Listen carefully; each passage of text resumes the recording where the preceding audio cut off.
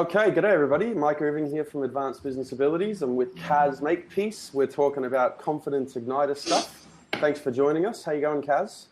Great. Thanks for joining us, everyone. It's good to be here. Sorry we delayed on this a couple of times because I was struggling not well.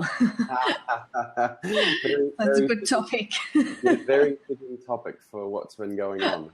So, yeah. So how about we kick off with that? What was going on? Oh, well, we were in Singapore for 5 days with the family, and it's a lot harder to monitor food choices when you're traveling, especially in a place where Asia where you're not really sure of what they're putting in the food. So I know that I had a lot of gluten and my body doesn't like gluten. And so it reacted and I was quite sick last week. Hence the struggle.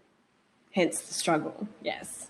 So what do you do, Kaz, when the struggle hits? When you hit struggle town, what do you do? Well, probably first thing is feel a bit sorry for myself. Maybe cry a bit, especially when I'm sick. But, I think that's all part of it. I think when you're struggling, stuff's going on, and rather than holding on to that, you're best to have your little dummy spit, feel a little bit sorry for yourself, get it out of the way, and then look for what's going on, what's causing this, what's the lesson in this, where can I find the power in this? Because everything happens to us that can give us something powerful if we choose to take that from it. Yeah. It's everybody, anyone listening in on this, doesn't matter whether you're a mum, a young entrepreneur, or a 40-year business veteran. Every person goes through different points of struggle in their life and struggle in different areas of their life. That's guaranteed. If you're going to have that journey, you're going to experience those struggles. For me, what it comes down to is that, number one, there is no such thing as an overnight success. If you're, what was it like for you being a new mum when you were a mum for the first time? Oh gosh, shocking, confusing. This beautiful little baby was given to me, and I'm like, I don't know what I'm doing. I kill plants, really. Yeah, and so you work your way through the struggle, and the struggle seems terrible when you're in it. Or it can seem horrible when you're in it. And it's not often until later that you can actually see the value of the struggle. It's not until later that you can see what you learned from the struggle or what you got out of it or what the benefit of it was for you in that moment and for the rest of your life. Overnight success in any area, whether it's being a mum or building a successful business or getting a successful startup off the ground and selling it, there's no such thing as overnight success. It takes 10 years. No. I have not spoken to anyone who has been able to maintain a level of success for an extended period that did it overnight. Like not a single person. I've not coached anybody who's achieved that. It really doesn't exist. So, and I think I was just going to say, that there's obviously a lot of stories, a lot of statistics out there that people who, win the lotto and have like the overnight success often lose it quite quickly. Is it because they have not gone through that process of struggle? Because in the struggle comes the power and the lessons. Yeah. And they haven't gone through that, so they can't keep it. Yeah, the struggle strengthens you.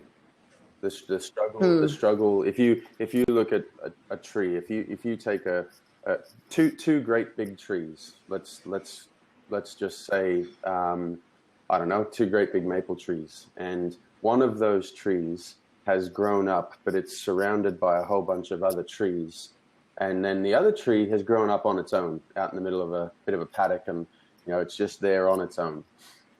Well, which one of those trees is going to be stronger? The one out on its own. Yeah. And the reason for that is because the other one has been protected its whole life. The other one has been protected from the wind and the rain and all of the weather that would have hit it. It's been protected from the forces of nature because it's surrounded by other trees.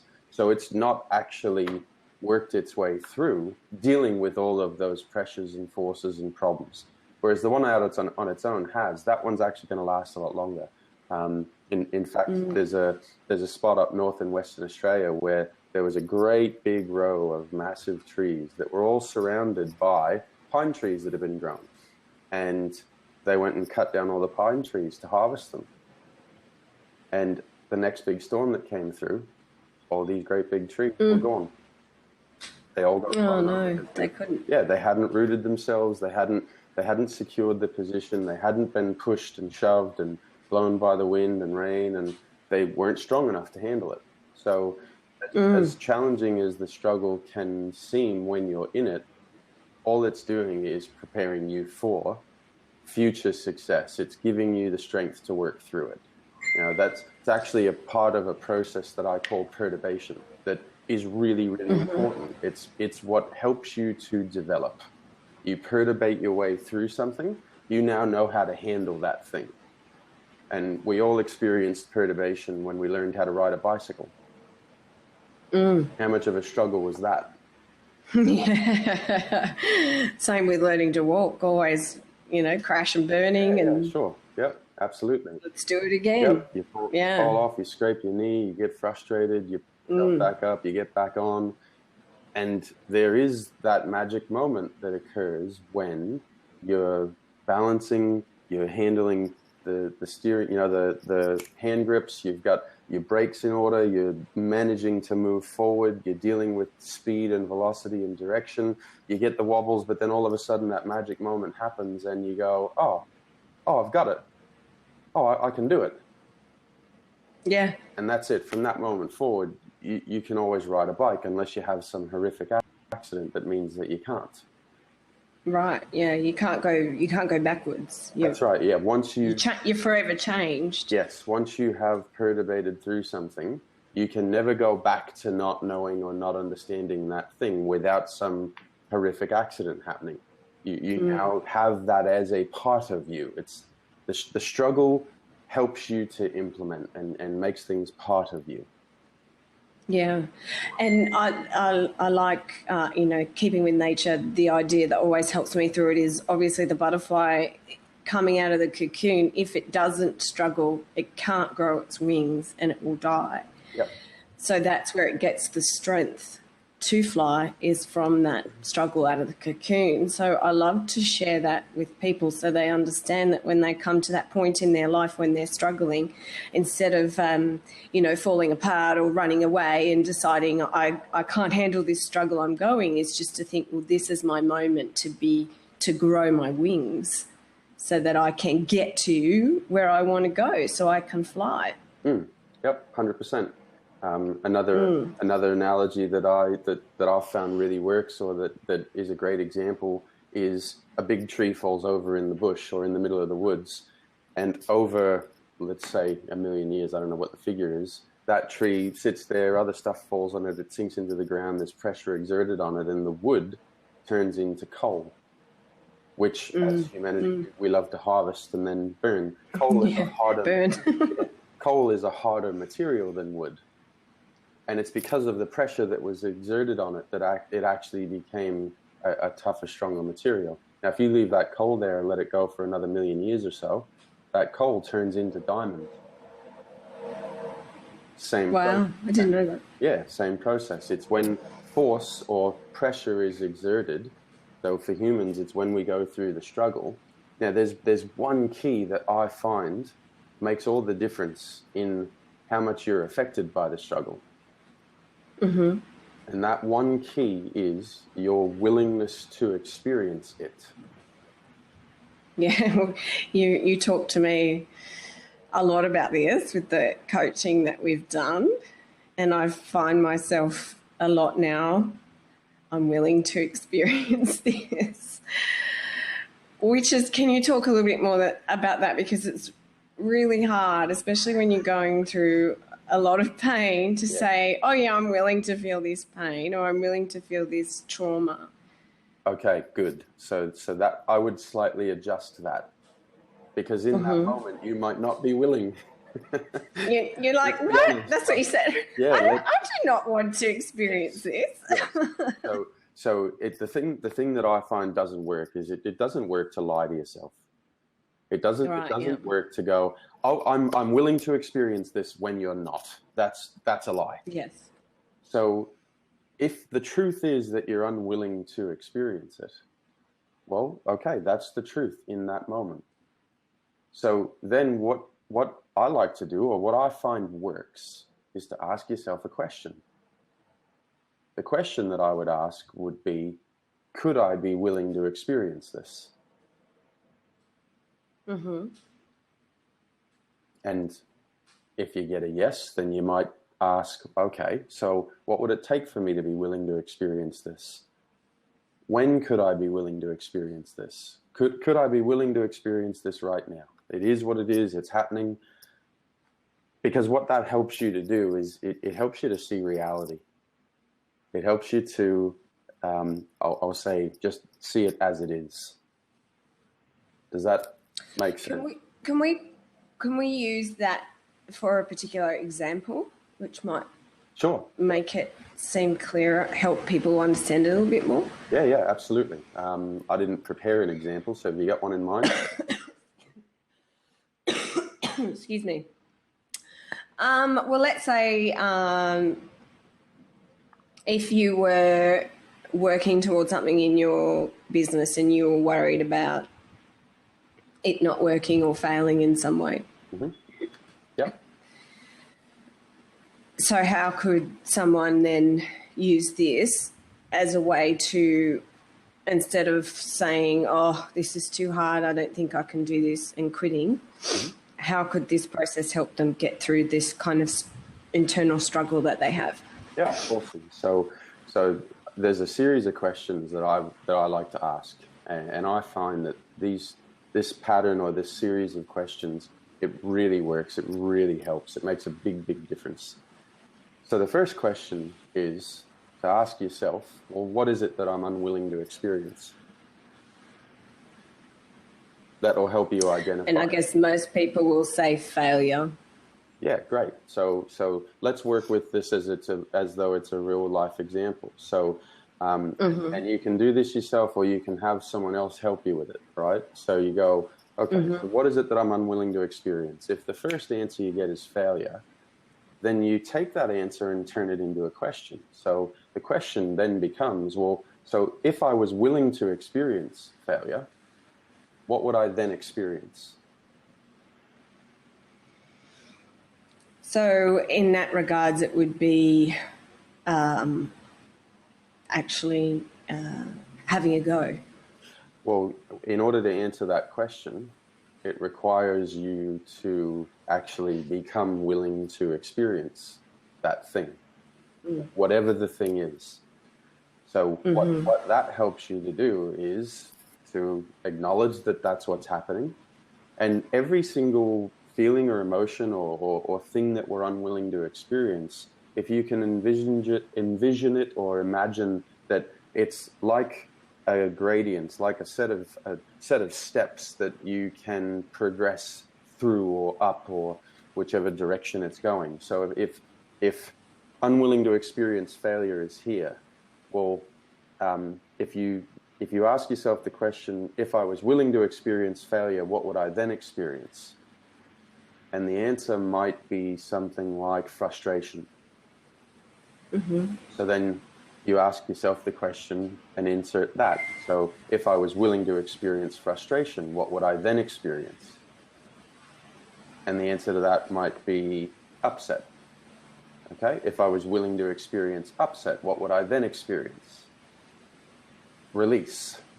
So there'll be a point as you go through that process where you'll actually get to a place where it shifts, and you'll go to something that will seem or feel a little bit more positive, or something that isn't as bad. And if you keep going, if you keep going, what's going to happen eventually is you're going to arrive at a place where the answer that's left is something like love or peace or joy or freedom. Now, when you go through that process, what I've found, and every time I've run this with a client, what I've found is that they work through those unwillingness to experiences and pop out the other side. And all of a sudden, that thing isn't so bad anymore, or it's not so daunting, or it's not so frustrating. See, and then I guess, do they have the confidence then to push on through? Because going through that process, do you come to the awareness then that underneath that struggle lies something really powerful that we cover up with these negative feelings? That's a way of talking about it. Another way of talking about it is that it's the feelings that we create for ourselves that actually restrict us. It's the way that we think that locks us in jail. It's the way that we think, and the way that that thinking creates an emotional experience that restricts our ability to create what we'd like in our life. So these, and the things that that's all imagined, really. It's not real. Well, it is real, because it's, even if it's imagined, it's your perception, and your perception is your reality. Right, yes, of course. Is that real to you? Yeah. So we are emotional beings. We deal with emotions, and we make emotional decisions all the time. And often the way that we feel about something is going to determine the decision that we make about that thing. So finding what it is that you're unwilling to experience is very powerful and helps you deal with and embrace the struggle, because whatever you're unwilling to experience, that's what you're creating. Because are you creating it because that's what you're feeling and that's what you're focusing on? Yeah, that's what you're giving your attention to. So I love riding dirt bikes or mountain bikes. I don't know if anybody watching this does, but this is a great example. And the example works if you're driving a car as well. So if you're driving a car down the road, if you see a great big pothole, what usually happens? You try and avoid it. That's really well said. You try and avoid it. And so you actually hit it. You actually hit it. If, in my example, if you're riding a dirt bike, wherever you look, that's where you go. So on a dirt bike, if I'm riding down a track and I see a great big tree, if I look at that tree, I'm going to hit it. And when I first learned how to ride a dirt bike, I wasn't young. I was older. I was 24. And I learned that lesson the hard way quite a few times, because it can be fearful. You go, oh God, I don't want to hit that tree. And bam, the next thing, make sure you wear your helmet. Exactly, full safety gear. So the key is, when you're riding a bike or when you're driving a car, wherever you look, that's where you're going to go. If you do a professional defensive driving course, one of the things that they'll do in a professional driving course is they'll set up a series of cones. They'll put you in the car and they'll say, okay, I want you to drive straight ahead. There's a cone up there on the left. When you hit that cone, at that point, I want you to be traveling at 60 kilometers an hour, or 40 kilometers an hour, whatever the number is. And when you hit that cone, I want you to turn to the right, because there's another cone in front of you, and I want you to miss that cone. Don't hit the cone in front of you. So most people get in the car, they drive, they hit that first cone at the designated speed, and they turn to the right, and they hit the cone in front of them. So the driving instructor brings them back, says, right, what happened? Well, I hit the cone. I looked at the cone in front of me, and I turned to the right, and then I hit the cone in front of me. He goes, great. What I want you to do this time is change one thing. When you hit the cone that says turn right, do not look at the cone in front of you. Look where you want to go. And when you do that, every time you'll miss the cone in front of you. So wherever you place your attention in life, you're giving it energy, you're giving it power. That's what you're going to create more of. So whatever you're unwilling to experience, if you keep your attention on that, you're actually giving it more power. And so by going through this process of working out what it is that you are unwilling to experience or willing to experience, you're kind of allowing yourself to take your eye off it by acknowledging that it's there, by seeing the greater power that exists under it, those more positive things, and then that's kind of cleared, so then you can put your eye on the thing you actually want to achieve.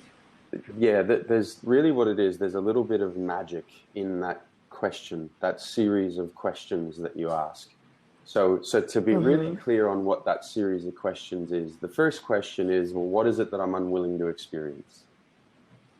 And you'll get an answer. So take that answer and put it into the next question.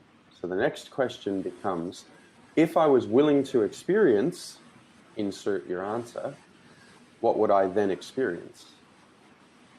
Now, the magic in that question is that in order to answer that question, it's necessary to actually move to the place called willing to experience the answer.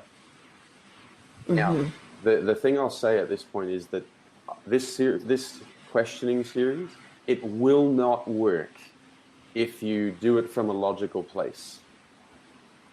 Right. So if you just, think about the answer and go, well, it's probably this. No, that's not going to work. It will only work if you really feel into it. So let's use a different example. It's like if I'm single, I'm at a bar or I'm somewhere and I see a girl that I find attractive and I want to ask her out. And a lot of guys will in that moment go, oh, and they have a feeling or an emotion that'll stop them from asking that girl out, right? So if you ask the question, well, what am I unwilling to experience? If you go, oh, I'm probably just unwilling to experience going over there. Nah, that's not real. If you're really honest with yourself, it might be, well, I'm unwilling to experience being embarrassed if she says no. So it's like you're looking for the real answer. You're looking for the totally authentic, honest answer that is real for you. It's how you really feel. So then you take that and go, okay, well, if I was willing to experience embarrassed because she says no, what would I then experience? And you'll work your way through whatever those emotions are. That's a really powerful way to actually embrace the struggle. Because what it does, it takes your attention off the thing that you're unwilling to experience. And so saying that scenario that the person got to the point where they were, oh, okay, well, I'm okay now with actually approaching this person and asking them, what would likely then be their emotions or reaction if they went and asked and the person said no? Well, I don't know. Because that's going to be their experience and they're going to have that experience. And it doesn't matter. All that matters is that they're willing to experience it.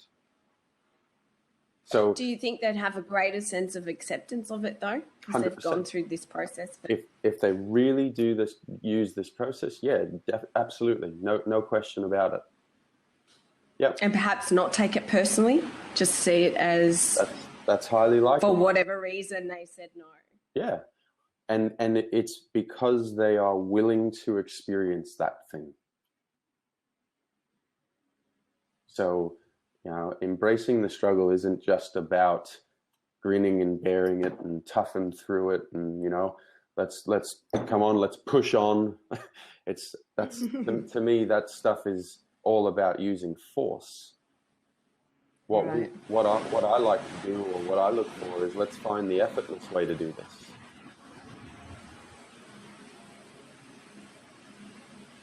And what are some other ways, like... I'm just going to say good day. We've got a couple of people that have joined. So good day, everybody. We got Ivy Travel Buddy and Fajera Filipina. How you going? Carlton and Charlene and Enrico. Good day, guys. Thanks for coming on board and saying hi. Thanks for joining. Yeah, absolutely. And if you have any questions for us, because this, embracing the struggle, everyone goes through it in their life, it's not nice and people might want to avoid it. You might not understand anything. You can type a question in the chat box, put /Q in front of it, and we can answer it. Mike can help give you some clarification if you're seeking some of that. Yep, and Jackie as well. So. How you going there? Welcome on your first blab. Hope you're enjoying. Yeah. It's a great platform to discuss stuff, that's for sure. Go ahead. So we talk a bit about, and you obviously through the coaching that we've done and through the Confidence Igniter talk a lot about the power that comes with breathing into your center. So if someone's stuck in the middle of the struggle, and it can be quite painful, or if you're sick, obviously that doesn't feel nice, how can breathing to our center help us? Is it really that powerful? What's your experience of it? Is it really that powerful in your life? Yes, of course. I mean, it doesn't, especially if you're sick, I guess it, because that's a physical struggle, physical pain, doesn't necessarily stop the pain, but you have this feeling of being brought back to you, and that you feel, okay, I'm okay with this. I've got this. I can manage this. Yeah. Another way that you could think about it is, so we've talked about being unwilling to experience. Now, if you're unwilling to experience something and that thing happens, what tends to happen to the way that you breathe? Comes up into your chest. It's short. It's stress, anxiety. The stress. Yeah, that short breath comes in, and that really when we breathe up in our chest or even in our throat, some people, what happens is you activate the body's natural mechanism, which is fight, flight, faint, or freeze. So there's a thing out in the world right now that the medical profession is calling adrenal fatigue. Well, if you breathe up in your chest all the time, you're activating your adrenal system. You're putting your body into stress. That's not the way it was designed. When your girls were little girls, and probably actually still now, how do they breathe? From their belly. Yeah. When they breathe, their belly pops out, and when they breathe out, their belly comes in. They're breathing with their diaphragm, and that doesn't change until they hit an age, and the age is different for everybody, where they start to be concerned with how they're being viewed, and if you're a boy, you want girls to like you, and so girls like men that are big and strong, and so I'm going to suck my belly, and I'm going to look big and strong, and we put on this act in order to be seen a certain way. But that doesn't. It's like nobody looks at that and inspects it and go, well, is that actually good for me?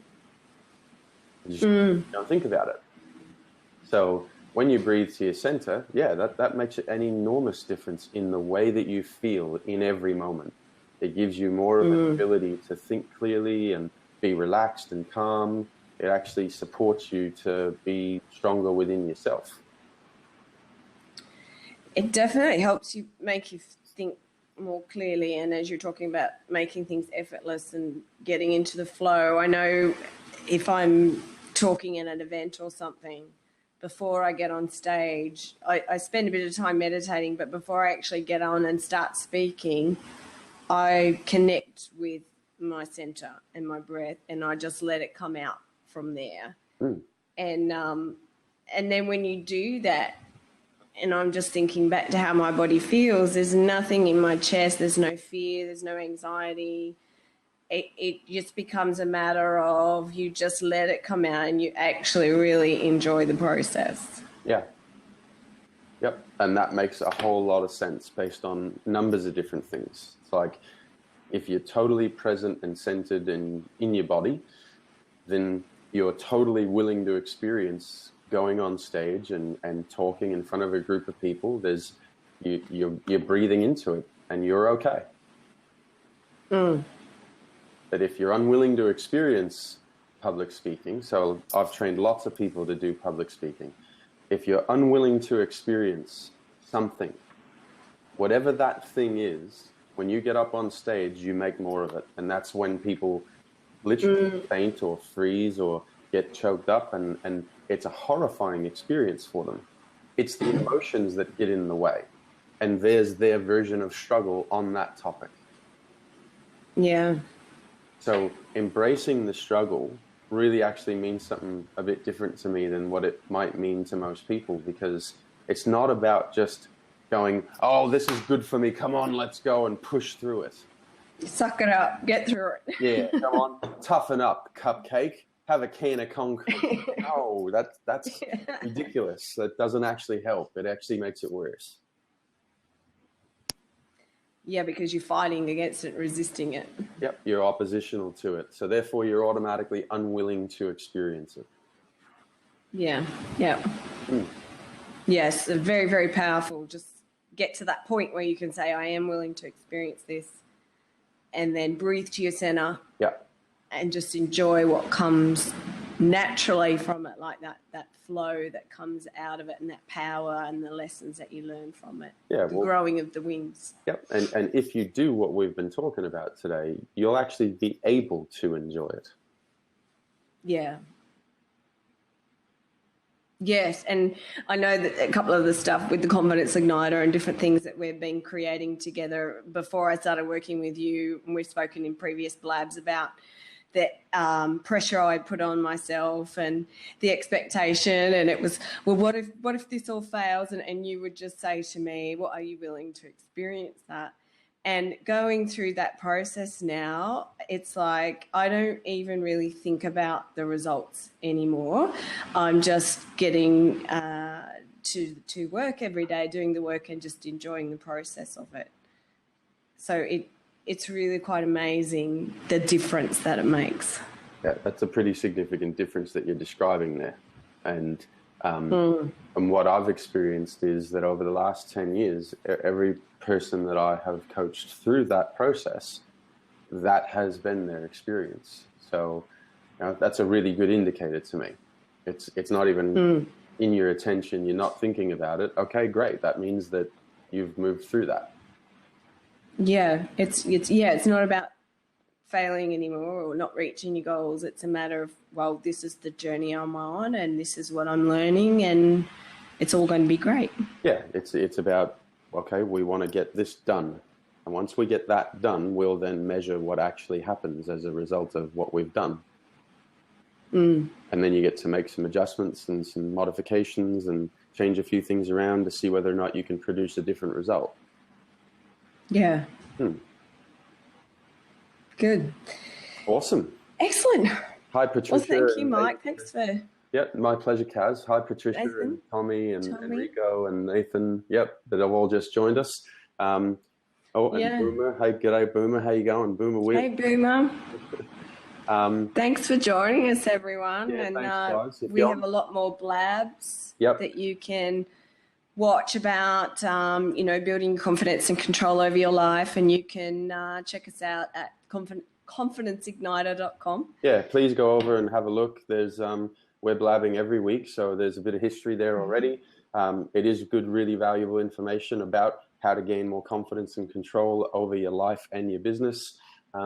Cheers. Thanks for an insightful discussion. Pleasure. I'm really glad that you enjoyed it. Thanks for tuning in with us. Thanks, Tessa. What we'd really love you to do, guys, if you got value out of this, please share it. Tweet it out, post it on Facebook, share it and let people know what's here. I trust if you listen into the whole thing, you'll see it's pretty different. It's not your normal standard stuff. So, and it really works. And this is an insight into what we're doing on our Confidence Igniter program that'll launch later this year. So thanks heaps. And we'll be back in, we haven't actually set the date for the next one, but it'll either be later this week or next week, and we'll tweet it out. So follow us on Twitter as well. That way you'll know.